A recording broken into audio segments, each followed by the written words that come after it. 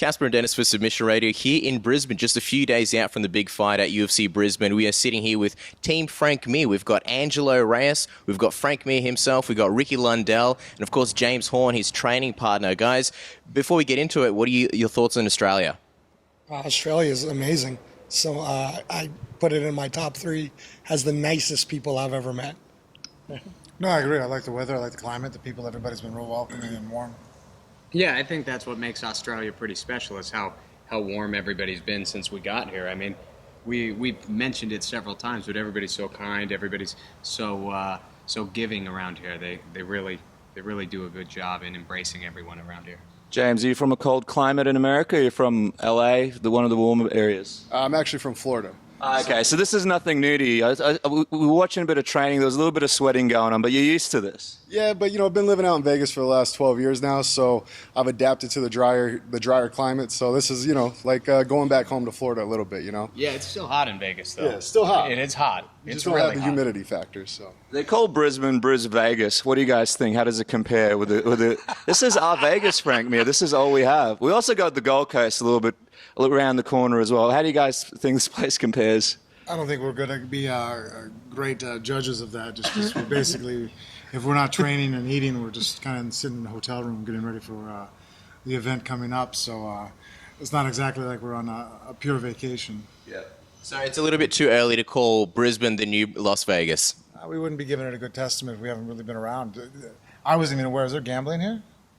There is gambling, yeah. That's a big part of obviously the whole Vegas feel. Oh, wow, we haven't even seen a casino yet. Yeah. They exist, huh? Are you guys big gamblers? Will we be doing a lot of gambling around? No? We've been doing a lot of training.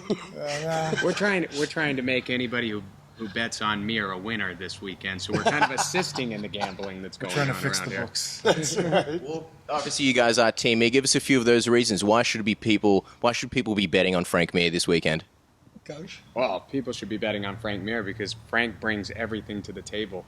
He has the submission game. He has the striking game. He has the experience. He's been in the UFC the longest.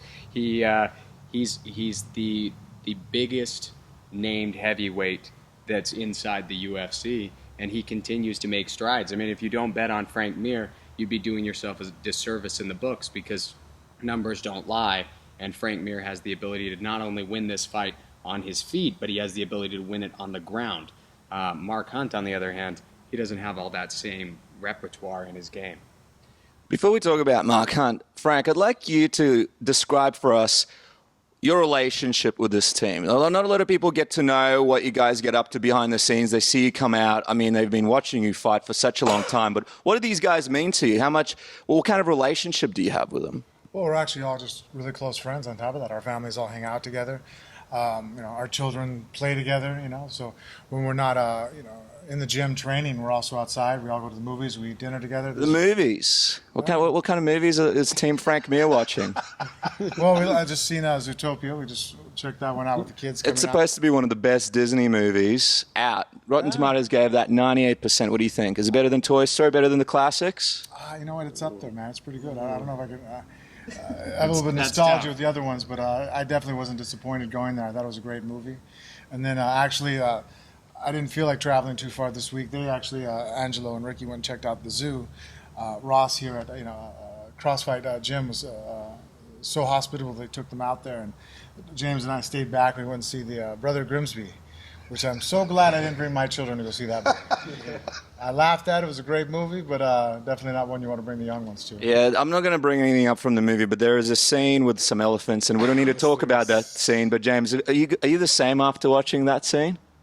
I think it changed me just a little bit. I think it did. I had a harder time with the poisoning being removed. Oh! I could have dealt with it if you said, hey, pick one. I'm like, I'll go with the elephants. Yeah, I mean, fighting's a hard thing, but you'd think a few things in those movies, in that movie, is a little bit harder than getting in that octagon sometimes. Oh, yeah, for sure. You guys obviously hang out a lot together, and you said that you guys are now friends. Were you always friends? Is that how the team came together, or was there a different story there? No, actually, well, James goes back to the farthest. We got connected after my motorcycle accident. He had came out to Vegas, and we've been training ever since then, and he's been part of me training. There was probably about a 2-year period there he had to take off because of surgeries and an injury that just eventually just caught up to him, and he had to He deal was, with. he was actually on The Ultimate Fighter, right? Yep. You were in The Ultimate I Fighter. was an assistant coach with Frank Yeah. when he was on the show. So and then I met Ricky back. It was 07. Yeah, that sounds right. 2007. Yeah, and then Ricky was actually I was more amazed with his jiu-jitsu abilities and on the ground and what he was doing, and then started picking his brain, and then obviously actually we started out more of a business arrangement of like, hey, I'm going to pay you to help me become a better fighter, and then a friendship flourished off of that where, you hang out with people, and if you have the like-mindedness in so many other categories besides martial arts. And Angelo is actually the newest one to the group. He sought out with Anna Hulaton to get her grappling skills up, to make that transition from being a world champion boxer to trying to be a world champion MMA fighter.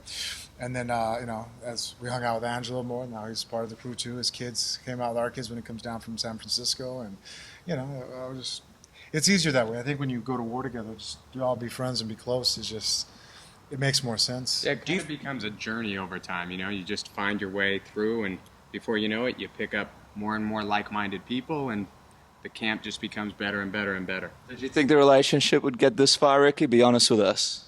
If this was MMA training Tinder, which way would you swipe? Whoa, that's a good question. I don't have Tinder, but I know None of us do. We're all in relationships. around here.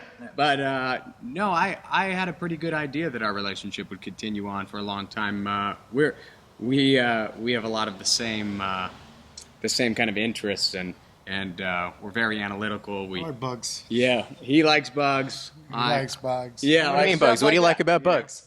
No, it's actually funny because we have some pretty off-the-wall conversations and stuff, and I've always been amazed by the insect world. Different facets. I fall asleep to the animal planet like the next guy, right?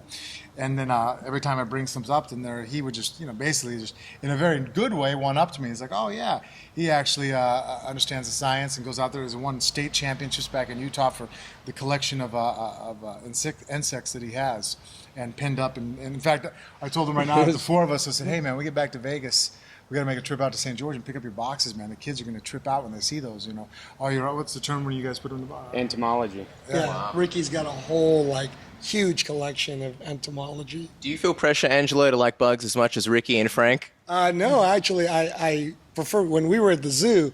What was that really poisonous spider that you were like, Angelo, get a picture of this? We saw a golden orb over there, and that was at Okay. and it was not in a cage. Yes, it was on free. its own. That's free. why I was like, and it was in the tree, Yes. right? And Yeah. these spiders, they put together webs behind each other to catch birds as they come through, because their thread is stronger than steel and more flexible than rubber on the micro scale. So they're the bird catching spiders. So we saw one. We're walking by this tree, and it was big. Yeah.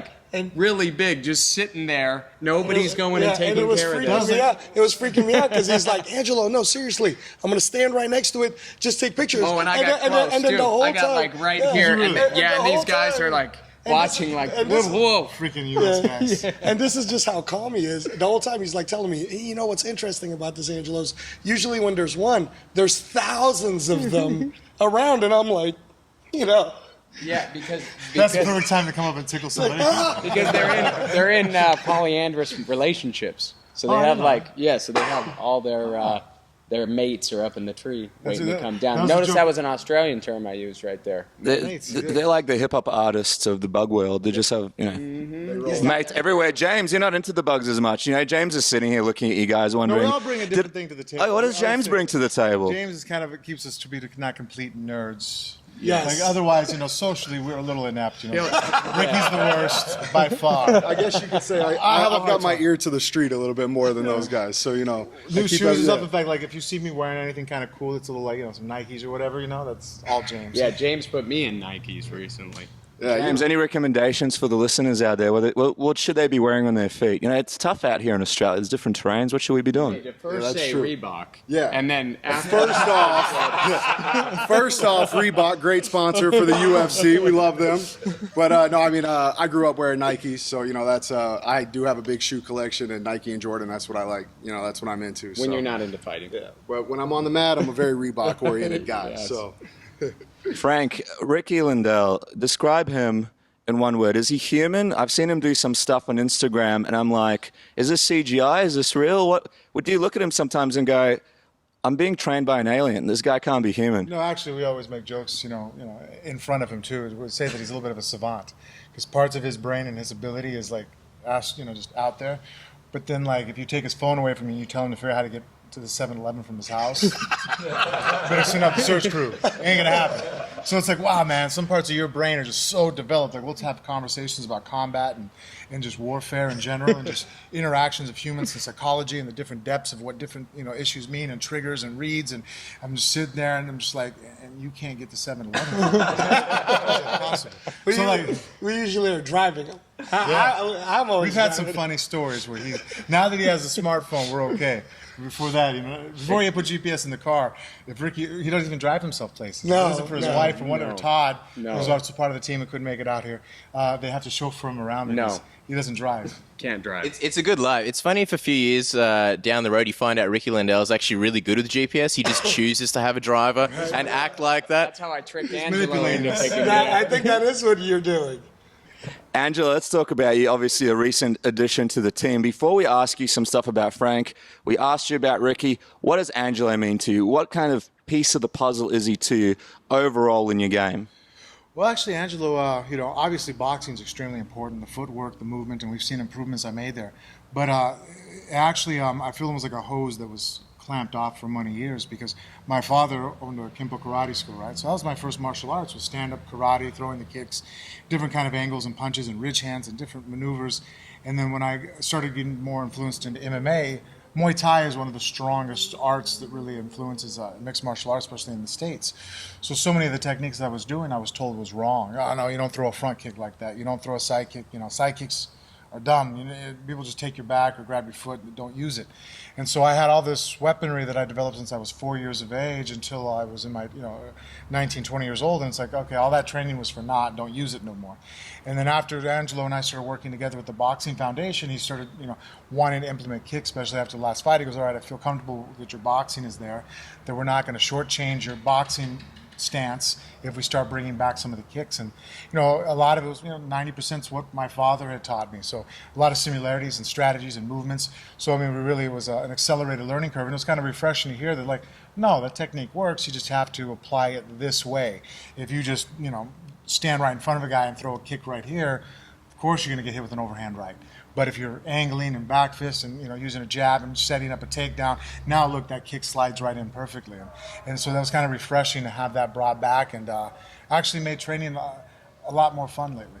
I'm just wondering, do you think that karate's sort of making a big comeback in MMA? Because we saw the Machida era years and years ago, people saying, here comes karate, and then it sort of dipped a little bit. Now you're seeing Conor McGregor throwing karate techniques. You've got Stephen Wonderboy Thompson. You've got, obviously, Angelo Reyes incorporating that karate, putting it back in your arsenal. Do you think it's making a comeback? Absolutely. If you think of the strikes, really, the kicks that throw karate actually make more sense for an MMA situation, being that you can use speed and precision and strike an area and get your foot back to the ground quickly, so it's not as easy to grab someone's foot who throws more of a karate type kick. It's harder to defend. It lands more. Now, granted, I know if we want to sit here and get in an argument, if a guy wants to register, pounds per square inch, and he throws a low roundhouse, I'm like, you're right, that generates a lot of energy, and if you land that hurts. But if you look at it, I see some of the best Muay Thai or kickboxing guys in the world, how devastating their leg kicks, because in MMA I can just grab your leg. You kick me in the leg, boom, I grab it, we fall down. How many takedowns do you see in a Muay Thai fight? Yeah, because they're not even trying to take each other down, and a lot of takedowns occur because they're out of position. True. So that's why you see guys, look at a Mark Hunt, who's a K1 caliber champion, right? His kicks is probably not what he's known for. He doesn't throw them a lot because of the risk of, we put so much weight behind it, coming forward and sinking in, there's a chance of getting taken down. So it's like, okay, if I land a leg kick, but now I'm on my back and I have to fight my way back up. It's not a good trade-off. If you see, like, Thompson and McGregor and Machida, the kicks that they're throwing, they're able to get away with shots, and they do hurt, and they do accumulate points. They're fast, they're precise, and I think that much harder to grab. You see Machida land kicks, McGregor land spin kicks on people like, with the wrestling pedigree of Chad Mendes. Whereas if he had thrown a low roundhouse to the legs, Chad would have scooped him up in a single and ran him through with a bars guard and just drove him over. Why are you not doing commentary for the UFC? I don't know. Good We're question. wondering the same thing. And this is a question that's asked frequently inside the group. We need a petition to the White House, right? There's been a few out there. One to stop Ben Affleck becoming Batman. Now Frank Mir to become UFC commentator once again. Now, Angelo, we have to talk to you about, obviously you came in at the right time, a fight with Arlovsky, now a fight with Mark Hunt. Tell us, where do you see Mark Hunt in terms of striking in the heavyweight division? How do you rate it? I think Mark Hunt is number one, the best striker in all of MMA in the heavyweight division. There is no better than Mark Hunt. I was talking about this last week at home, and I was telling everyone that the reason why I wanted Mark Hunt so bad, and Frank and I would have this conversation before he was even offered, is Mark Hunt is the best striker. So just to be around him, just to be in the same cage or the same octagon as him, it's an honor. You know, it's like the old samurai days where you don't want to battle the weakest link. You want to battle the strongest link because you want to know how far you've really come in your art. And Mark Hunt is dangerous. He understands. Most people look at him and then they think, oh, well, he's a big guy and he hits hard. They don't even really realize that a lot of his strikes are planned strikes.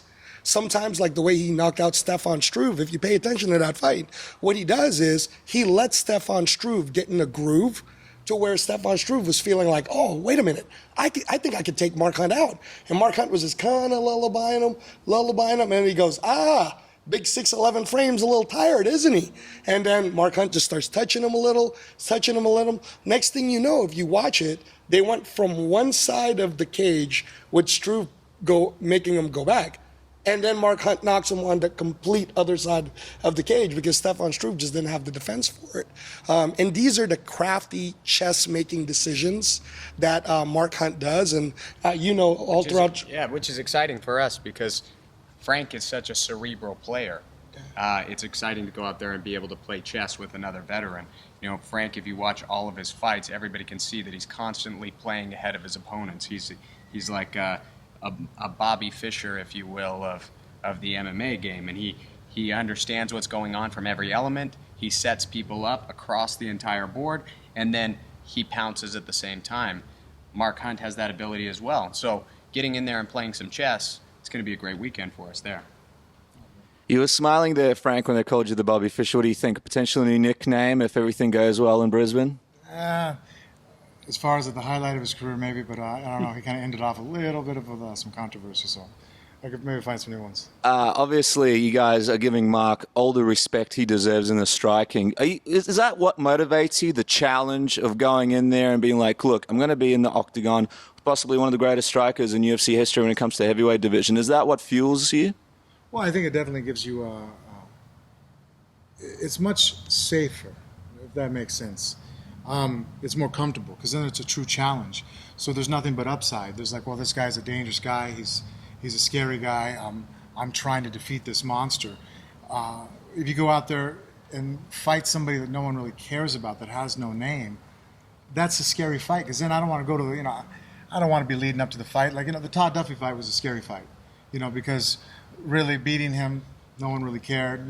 Losing to him would have been detrimental because he hadn't really accomplished anything in the sport yet at that point.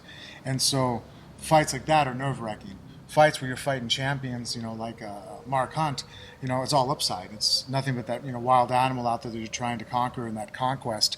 And I think that's how most people are. You don't want to fail on the bunny, slopes. You want to take the black diamond, I'm either going to succeed or I'm going to die crashing, but I'm going to go out there in a blaze of glory, not going out there trying to test myself against. I don't want easy victories. I guess in that way, some people can sit there and go, well, there are easier fights out there, but I don't think those are easy. I think the stronger challenges are actually mentally more focusing and easier to align your mind up with. Predictions are so overrated, and everybody always asks them. So we're not going to ask you a prediction, Frank, but we're going to ask your team about who's going to be winning on Sunday here in Brisbane. We're going to start with you first, James. How do you see this fight playing out? How is Frank Mir going to be winning here in Brisbane? I think Frank's going to go in, and he's going to absolutely dominate in every aspect of the game. I think he's going to implement the game plan that we've been working on for the last 8 weeks, and, somewhere within 2 or 3. That's where we're looking at, If he gets the bonus, is he going to get a sneaky pair of kicks on the side as well, maybe? Well, yeah, there are some some pretty nice shoes coming out, some self-lacing shoes where that's right. you just got to push We a were just button. talking So, to us about that. yeah, you know, maybe back use to the the bonus and get some of those. Some extra incentive from Frank Mir over there. Forget the bonus. What about those shoes? Ricky, you can't copy his prediction. We want a different one. It's going to be tough when it gets to you, Angelo, because there'll be 2 predictions in. But what do you feel like is going to be happening over there in Brisbane? Well, you know, it's tough because since we're all on the same game plan, we all kind of have the same viewpoint. But I will say that I'm confident with the team that we've put together. I think that no matter where this fight goes, I truly believe that we have the advantage.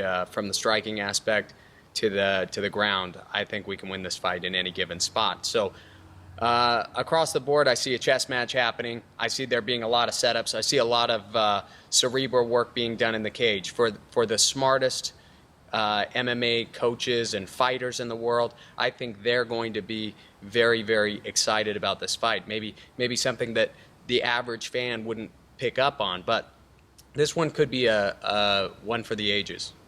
And finally, Angelo, we'll see if your opinion differs. Dare to be different. How do you think it's going down? I definitely agree with what Coach Ricky Lundell said, that I think this is going to be a classic match. I think you're seeing 2 legends of their arts, of their sport, and of course, nobody's a bigger legend than Frank Mir in the UFC, the longest tenured fighter that the UFC has.